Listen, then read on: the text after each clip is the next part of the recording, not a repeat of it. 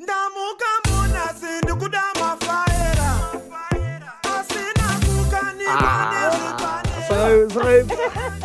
Dixon. Wewe so. Ori kutomutarisa so kutotatoa baba. Asutori shwa kuti mwana ndo wako. Misango yese mefunga kuti ndoitirwa nani. Uri baba watogara so. Wakatosimba zvokuti ndotanzi Magi, chiko. Wandiona chini chinoshoreka pandiri chi.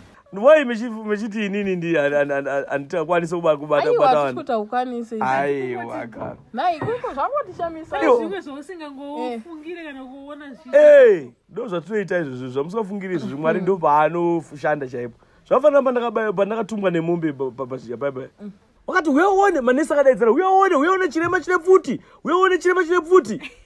Ndakarwadziwa singaiti. Saka even panoenda even madzimai vakaremara vese vanototya kuaccessa sexual health and reproductive nekuti nenyaya yekuti akusekwa iyo. Aiwa tikukuseka. Aiwa muri kutiseka kana. Aiwa kana iuri wediwani. Ndakadzorera mwana here. Dzimwana namakoti dzitonozodzifambira mumwe musi.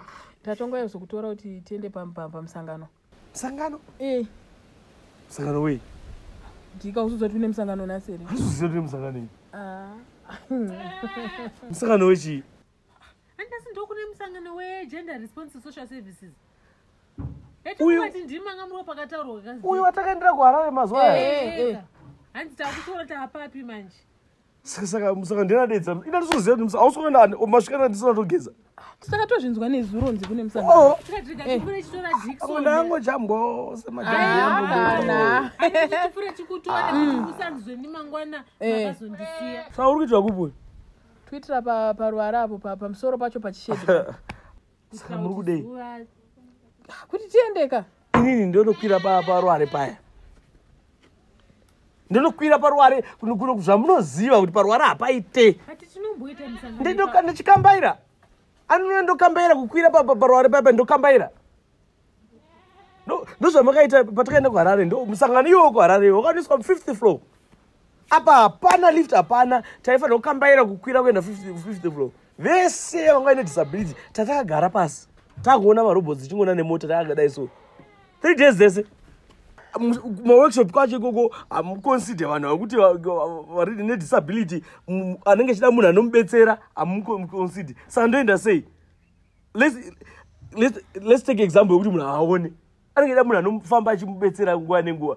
Amudi munhu anomubetsera wacho amudi paworkshop pacho. Tangoudzawo atikuti titaronga. Saka mutati inini handidi kuaccessa mvura here. Handiko accessa zvese zvekutaura pamusangano ipapo. Apa muda kuti taurira inini futi. Makuenda pamusoro peruware. Pamunoziva ndinokwira pachikomo tozoenda paruware. Ndio kuti handei kumeeting. Toenda unoitei?